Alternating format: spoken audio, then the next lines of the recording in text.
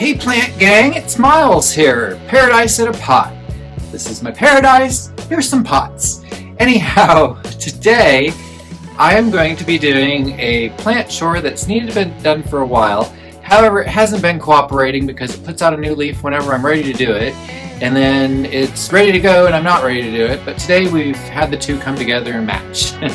So anyhow, if you guys like planting kind of content, if you like going on plant adventures, shopping, getting plant mail every now and again, or even learning an occasional botany term, please feel free to subscribe to the channel. You can't go wrong. Nothing here but plants and me. If you like the video, go ahead and give it that thumbs up now. I think you're going to like it regardless. And if you can, please share it with your friends and let other people who know about plants, let them know about me, so that we can all become plant friends and really grow the community and have real fun engagement here. Anyhow, today,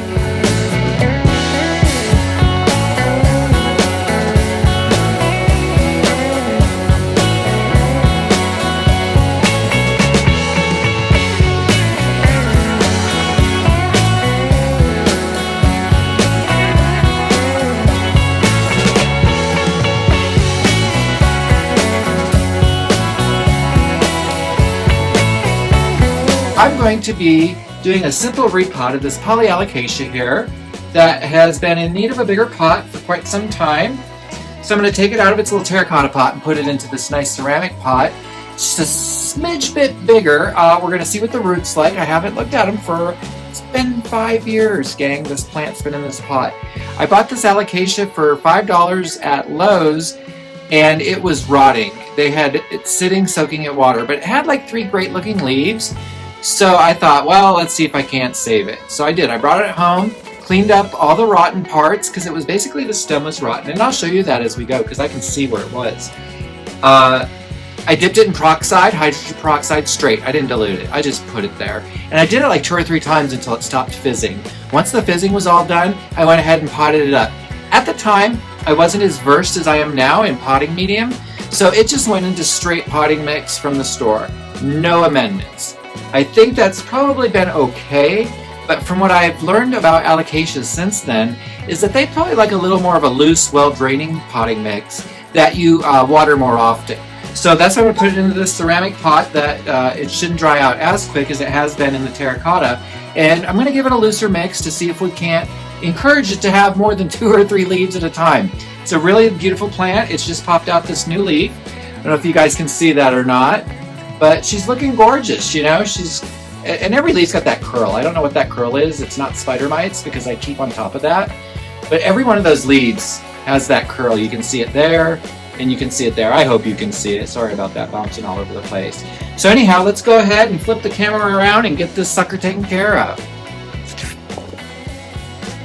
All right, gang, let's go ahead and... What's the time? Alright gang, I think you guys can see what's going on there. We're going to be using this blue pot today, but for right now, let's go ahead and set it off to the side. Let's see if I can make less of a mess today than I did the other day when I combined all those pothos together. So let's see here. Alright, and then I'm going to use this knife. So what we're going to do first is I'm going to use this knife. This knife is for nothing but plants. And I don't want to use the sharp side of the knife. I'm just going to use the dull side of the knife. I'm just using a knife because it's a handy tool to put in around the edge of the pot like this, to just kind of separate the plant from the pot. And I'm not going all the way down to the bottom, obviously. This knife is not that long, and that's okay. I'm just trying to loosen it out of here. If I get it loosened mostly, it should pop right out easily. And the reason why I don't want to use the sharp side is because I'm not trying to chop up roots that might be attached to the pot. Again, I'm just trying to separate the pot from the plant. So let's see if that's helped. It's got this really sturdy trunk. Oh, look there. See, now I can pull it right out. And we can see that she has quite a bundle of roots and has needed this for some time. So let's get rid of this. I'm just going to lie it over there. And then what I'm going to do is I'm going to take this little tool here, and we're just going to very carefully kind of rake around the top here and see what's going on. She was about ready to do for a smidge of water. So the soil is not dry, but it's not wet and soggy. Oh, look. there's something I was always curious, is if I was ever going to get a corum, and it looks like I have. Hooray. So what I'm going to do is I'm going to take this little corum and set it off to the side for now, and we'll take care of those later on as we go. Hooray! That's the first time I've ever gotten a corum off an alocasia. You can see these roots. They're quite healthy and quite strong. Oh, look, there's another corum. So I'm just trying to tickle off some of the dirt here because I really want to put this into a looser mix. I don't want it into this dense of a mix. You can see there's hardly any perlite in there. So I am just you can see I'm letting this flop around, kind of like a toothbrush in my hand. All right, so I'm gonna let that down for a minute, and I'm just gonna see what I can do with my fingers here. Just kind of massage a little bit. So like I said, I do want to get most of this mix out of there.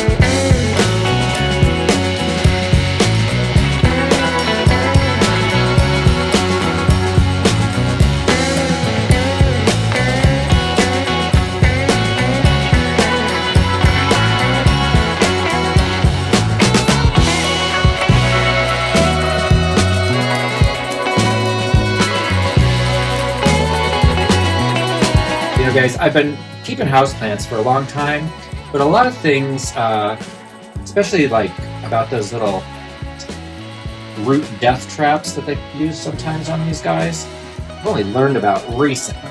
Look at those roots. That is a healthy root system that is going to produce a healthy plant. So let's get just that last bit of peat off there.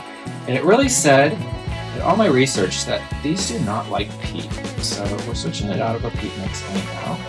So let's go ahead and get those roots. I'm not going to wash them. They are so healthy though. Look at that. They are so healthy looking. Wow. I cannot go on about these roots enough. But I can also see that the roots are growing down mainly one side of the stem.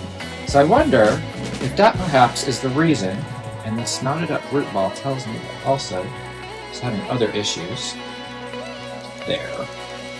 I wonder if that's why I'm getting the kerf leaf. So we'll see. And I'm going to guarantee you guys, after I do this, it's going to pop a new leaf. It's going to be so happy. So just going to get this last bit of peat off here. All right. So we've sacrificed some of the roots, but not many. And that's to be expected. Let's go ahead and bring this over here. And we're going to put her into this nice, fluffy potting mix. Let's get that aside here so I can get started. I'm going to put that pot right in here where we're working. And again, gang, I don't normally remove all the dirt from a plant's roots when transplanting. It's not my usual MO, but this has been kind of a special plant. Oh, look, it fits in there real nice. So yeah, we're just gonna get her in there. Just bury those roots in, and I'll take her to the sink and give her good water. Oh, she's gonna do fantastic. This nice light airy mix, as all of you know, so I've been using for all my aerides on my Hoya lately. It's the perlite charcoal mix. It's a sphagnum moss peat they use, not peat from the swamp. It's a different kind of sourcing of material. It's a little more sustainable. So I really like that idea, and I'm going to have to see what to do about possibly lowering the pH, making it a little more acidic for this guy. Just real quick. Just need to access all the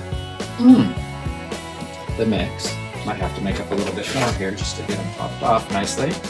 But it did say that they like more acidic soil mixes. I guess I should make sure I'm in the shot. So I'm gonna see about getting a soil test soon and testing out to see what the pH is of the soil and what I can do to bring it up to par. Alright gang, we're going to have to make a little more potting mix, and that's okay because I got some other things I want to pot up anyhow.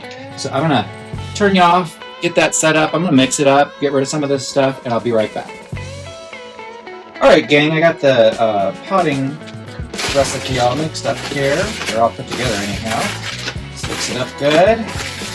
And a thorough mix is really always good for all the ingredients I add in here because I've got that systemic poison, that amazing kelp, and a little touch of rooting hormone to just kind of help get the plant established. Alright, that looks like it's mixed up nice and good. So we'll go ahead and finish topping off Miss Polly here. Put her in her tray. Just get this there and go ahead and continue. I like getting that stem just a little bit lower into the mix too, considering I don't know, it looks kind of weird to me sticking out of the mix. Alright, so she didn't need a lot more. I am going to leave her with some space there. Maybe just a little bit more, let's see. But I think with that new mix, she's going to really, really do well.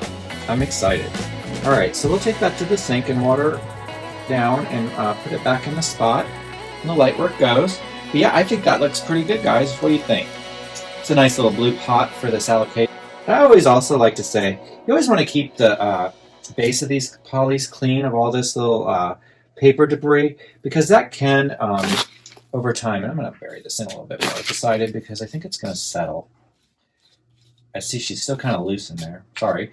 So I think it's important to keep that clean away from there, because sometimes that's where a lot of the pests can live too, is in there and attached. So let's go ahead and put her to the side and see what I'm going to do with, oh my gosh, I'm so excited, corms. I have never found Alocasia corms before, so I'm not exactly sure what we're going to do with them. I think what I might want to do is put them into the propagation box and just wet that down really well for now.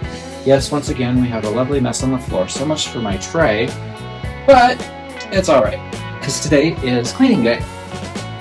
So, let's see. In this little propagation box, we have going on, looks like some string of hearts. I have one little mysterious snake plant. So what I think I'm going to do is take these out of here and pot them up. Let's see. How difficult is it going to be to pull out the string of hearts? Because it's very well rooted on that. It looks really hold on. So here, I guess what I'll do is I'll pop these little guys up. So it's more than ready. Alright, so see how one shore leads into the next. Let's see. This is ready to go too. Look at that. Oh, this one's got mighty nice roots. Alright, so let's pop those up. Let's see. What do we got over here? This little peperomia. Alright, so we're going to share the box. We're going to put those corms on one side. We're going to leave this peperomia and these little wet sticks, which are growing roots. Not exactly sure what that is, but we'll find out when it grows a leaf. So I guess we'll pop these up. I think Alright, so I'm going to get a little pot for those string of hearts. We'll pot those up and put the corms. Well, here, I'll put the corms right now into this container. Let me get a little bit of water. We're back. We're going to wet this down really good. And you know what? I think I'm going to wash these corms really well here before I put them in the moss. So we'll take care of this in a minute. Put that over. So I'm going to use this lid as a temporary. I'm so excited. I'm so excited about these. I hope they grow. I hope they grow for me. I'll just get this little power wash there individually. And I'm just going to put them right there into the moss. And we'll see what happens. Oh, I'm so excited. Yeah, because if I get little plants out of these, what a thrill.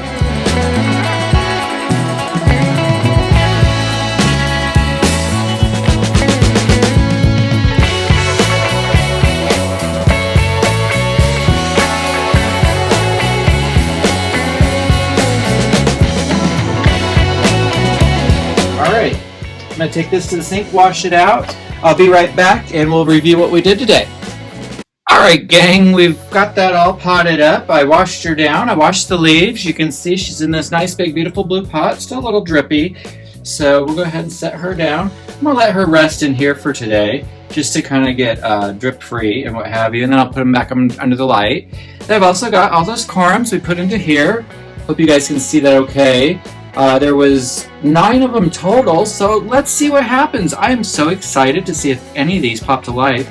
I'd be happy if 1 or 2 of them did, honestly. It would be the first time I've ever gotten a corum to come to life. So I'm going to go ahead and put that in the propagation box, seal it up. And I think that's all we're going to talk about today. We're going to keep it short and sweet. Thanks, guys, for watching. And make sure you're subscribed so you can see the updates on how this alocasia does. And give it a thumbs up. Throw me a bone. And if you got a thought, it is the holiday season, you could always shoot me a little Venmo money to help support the channel. I do use all that money to buy plant supplies, pots, potting mix, plants sometimes even, which I'm not really on a big spree of plant shopping, but sometimes something might come up, you never know. So Venmo me, $1, $5, $10, whatever you like to help out the channel and support me. I'll give you a big shout out. Every little bit helps, and I appreciate you guys so much. Thanks again for watching. Hope to see you in the next one. Bye!